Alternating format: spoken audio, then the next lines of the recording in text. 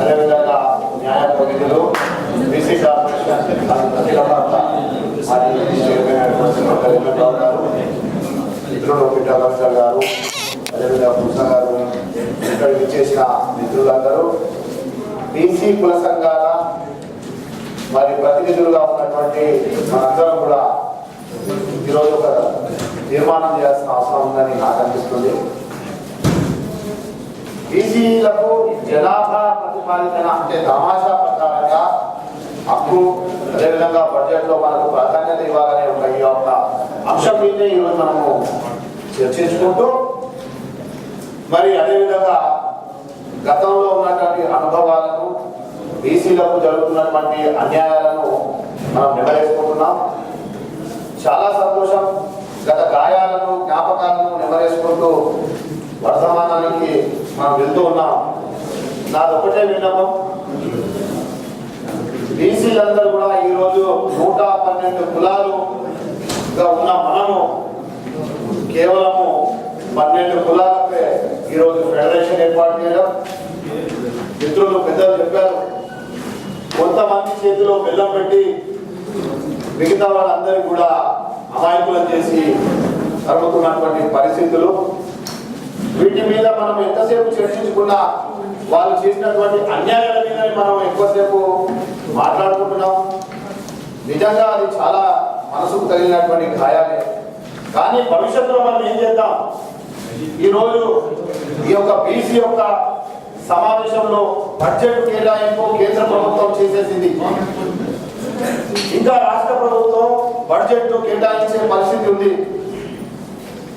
మిత్రులు ఇంతకుముందే రవీందర్ గారు చెప్పారు, బీసీల చేతిలో బడ్జెట్ పెట్టి తాళం చేతులు మాత్రం దొరల చేతుల్లో ఉన్నాయి.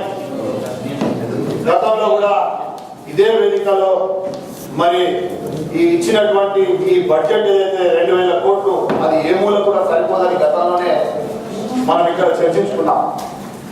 కానీ నాకు ఇక్కడ వచ్చిన తర్వాత ఒక విషయం ఏంటంటే, ఇంకా జనంలో బీసీలలో మనకు ఈ బీసీ బడ్జెట్ ఏ విధంగా ఉండాలి, ఈ బడ్జెట్ ఇలా ఉంటే బీసీలకు ఎలా న్యాయం జరుగుతుందనే ఒక వివరణ అనేది మన బీసీ జనాలకు ఇంకా పూర్తి స్థాయిలో అవగాహన లేదనేది నాకు ఆలోచన.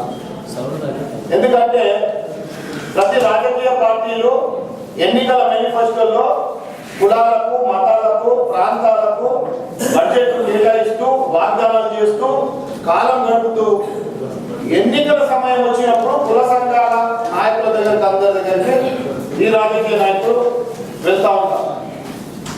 అయ్యా మా కులం మీ కులం మా పార్టీకి ఓటేస్తే మీ కులానికి ఇది చేస్తాం.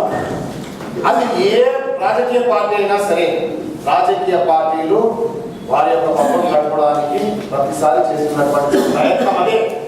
కానీ మన కుల సంఘాల యొక్క పెద్దలు, కులాన్ని శాసించేటటువంటి నాయకులు, తను చెప్తే కులం అంతా కూడా కట్టుబాటుతో ఉండేటటువంటి నాయకత్వం ఉన్న మన నాయకులు, ఆ కుల సంఘాల యొక్క నాయకులు ఆ కులాల దగ్గరికి వెళ్ళినప్పుడు మీ రాజకీయ పార్టీ మా కులానికి ఏం చేసిందని అడిగే పరిస్థితి ఏ కుల నాయకుడు కూడా చేయడం లేదు. కేవలం ఇప్పుడు మిత్రుడు చెప్పాడు, నీకు ఒక పొజిషన్ ఇస్తాం, నీకు ఒక పార్టీ టికెట్ ఇస్తాం, నీకు మంచి హోదాలు పెడతాం, నీ గౌరవం ఇస్తాం, గుర్తిస్తాం అంటే ఆ కులాన్ని అందరిస్తామో మన చెప్పుల దగ్గర తాకడి పెట్టే పరిస్థితి మన కుల సంఘాల నాయకులు చేస్తున్నారు. దయచేసి అది మార్చుకోవాలి.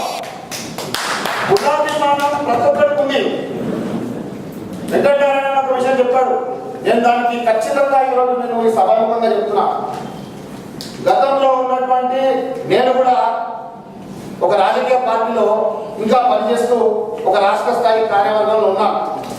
కానీ ఈరోజు నీకు పార్టీ కావాలా, నీకు నీ సంఘం కావాలా, నీ అంటే నాకు నా సంఘమే కావాలనే ఆలోచనతో నేను మాట్లాడతాను. నేను మా రాజకీయ పార్టీ అధ్యక్షుడి దగ్గర కొట్లాడడం జరుగుతుంది గత 2 సంవత్సరాలుగా.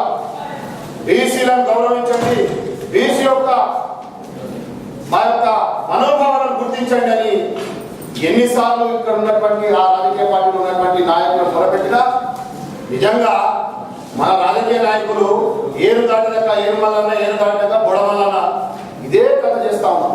అందుకే రాజకీయ నాయకుల మాటలు నమ్మే పరిస్థితి అందరూ కూడా దయచేసేటువంటి పరిస్థితి వచ్చింది. సామాజిక తెలంగాణలో న్యాయం జరుగుతుంది. ఈరోజు దళితులు గిరిజనులు అందరూ కూడా న్యాయపరంగా కట్టేటటువంటి అటవీ ప్రాంతంలో ఉన్నటువంటి అన్ని కూడా హక్కులు వాళ్ళకు కల్పిస్తూ మరి బీసీ జనాభాలో అత్యధికంగా కుల వృత్తుల మీద ఆధారపడేటటువంటి వారు ఈరోజు నిజంగా ఆ రోజు కులం అనేది కేవలం వృత్తి ఆధారంగానే కులం ఏర్పాటు చేయడం జరిగింది.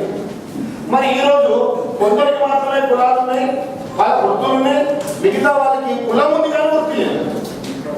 ఇది చాలా